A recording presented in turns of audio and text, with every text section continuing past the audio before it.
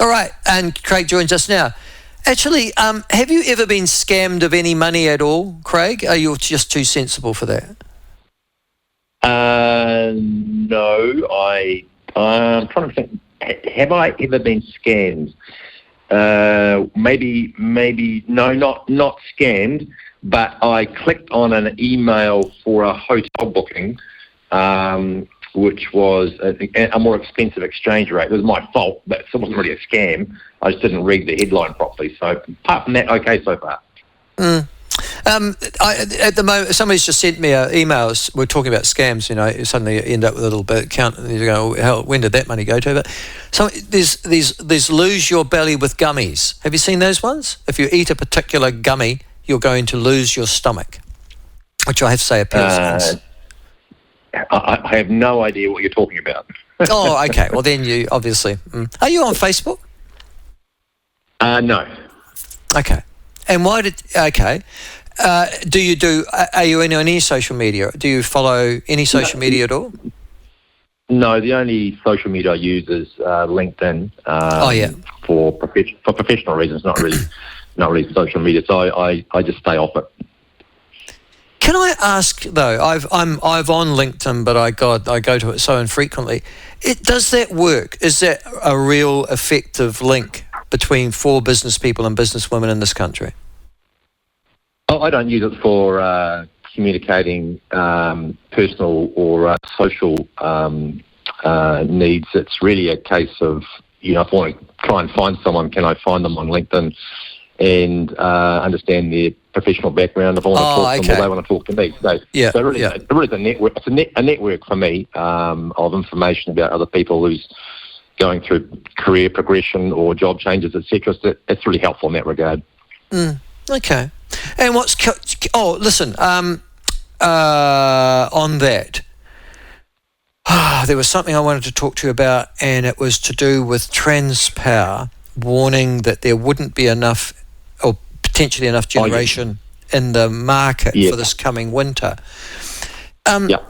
Is that just this is just a bit of a warning, or is that for real? There really isn't going to be enough generation.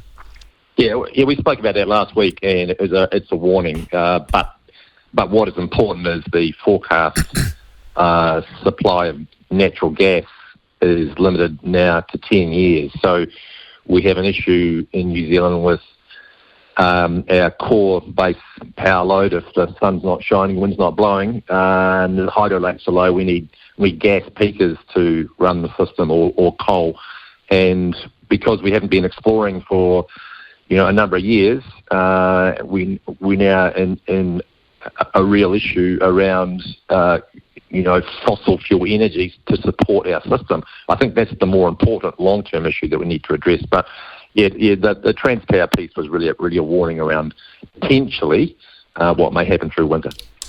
Well, just on that, as you'll be aware, yesterday the government announced changes to the Resource Management Act that they intend to introduce in a piece of legislation. I've just talked to Andrew Hoggard this morning about that. Next month it'll be introduced, and he hopes it's through the House in all its stages by the end of the year. That includes something that's already been announced by Shane Jones, which is not just the oil and gas stuff, but also potential to mine for coal in New Zealand. Does that change anything, Craig, if we do start mining for coal again? And I mean, what are we going to do with it? Export it overseas or what? Well, the coal we have here is different, or potentially different from the coal that we import from Indonesia to fire up Huntly. So traditionally, I think from memory, a lot of that coal has been exported because of its particular igneous qualities. So it is an export opportunity. I don't think it will necessarily go into wholesale power generation, but it might be used. It might be used locally for other means. But I would have thought it's export mainly. Yeah. Okay. All right. Now, also this week, New Zealand Herald, I think, highlighted it and suggested that although that we are talking about a significant decline in the public sector, wow, significant. It's all relative, I guess, in comparison. But a number of job losses in the thousands, obviously, in the public sector. The same sort of shakeout is also affecting the private sector. Have you had experience of that, or do you think that that is a reasonable proposition? Oh, no, definitely. There's a slowdown in the economy is affecting the private sector as well. Not necessarily hiring at all. Vacancies aren't being filled, or they're having to shed staff because, the retail demand is not there, or the consulting work, for example, is not there. So, no, that's definitely happening. And in any event, businesses are dynamic anyway. They need to shift their resources around as the consumer or the end buyer is looking for different things. And so they should be in a permanent state of dynamism as they, shed and employ the right sort of people. So that's sort of going on continuously. But, the overall unemployment rate is still below, 4%, but I'm expecting it to pick up now above that. And the question is the release valve of, our people heading across the ditch to Australia going to continue. I'm currently in Western Australia, in a little wee town, Pemberton. It's an old timber town, sort of a little bit run down now, but on my way through Margaret River to Perth. And Perth, Western Australia, is just booming. There are heaps of jobs over here. Housing is really tight. There's a strong demand for skilled labour. So, we are fortunate having a common labour market with Australia, and people can move across the ditch with ease. And so if people are finding it difficult in New Zealand, they will leave, and Australia is a great place to go to. No, and that's that. But our economy, and forgive me if I'm wrong, but I have a perception, you'll know much better than I will, Craig, I have a perception that our economy has been kept artificially high by the number of migrants coming into this country over the last 12 months, and still currently at high volumes. Yeah, well, it's net 130,000, isn't it, in the last 12 months, running total of people, an increase in net migrants over that time period. That's net of people coming in and Kiwis or people leaving. So it's a very strong inward migration. So that affects demand for resources like housing. It also supports, in some ways, consumption. So it's a little bit hard to see the net effect. But what we do know is with the overall GDP growth profile, per capita GDP is declining quite quickly because the population's increasing and our output's relatively static. It's very different to what we're seeing over here, although migration is still strong in Australia. Don't forget they're competing for skilled labour as well to staff their industry. So it's not a bad thing if the people bring in great skills and they're prepared to work. That's a good thing. Is it your perception, I mean, from your vantage, that we are getting a good quality of migrant into this country? Well, how do you judge good quality, Michael? I mean, if you need people to drive buses good point. pick stone fruit, you can't make a judgment about people's quality.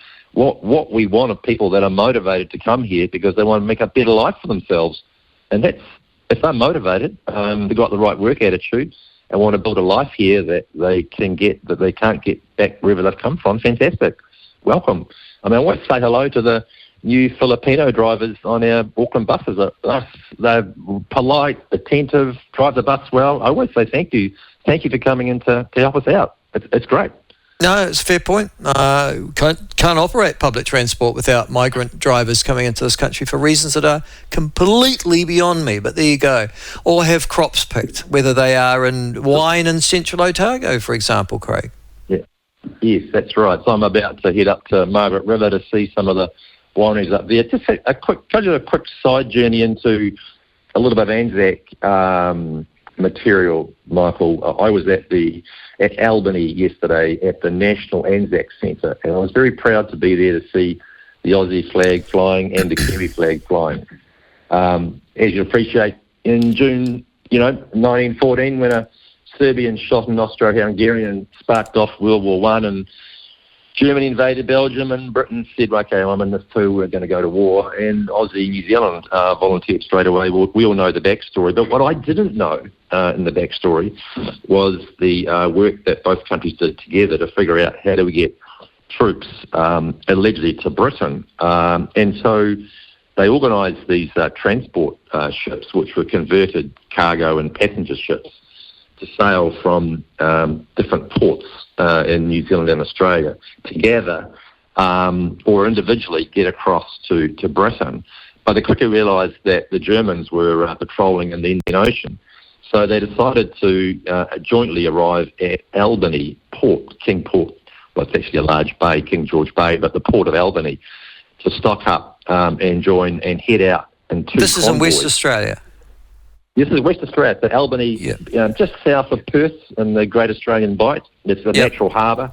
It's absolutely beautiful. So with the risk of these German warships, they decided to all go to King George down to Albany because they had coal from the Collie coal mines and a very safe harbour. So the first convoy, and bear in mind war broke out in June, and I think on the 8th of August we started recruiting in New Zealand.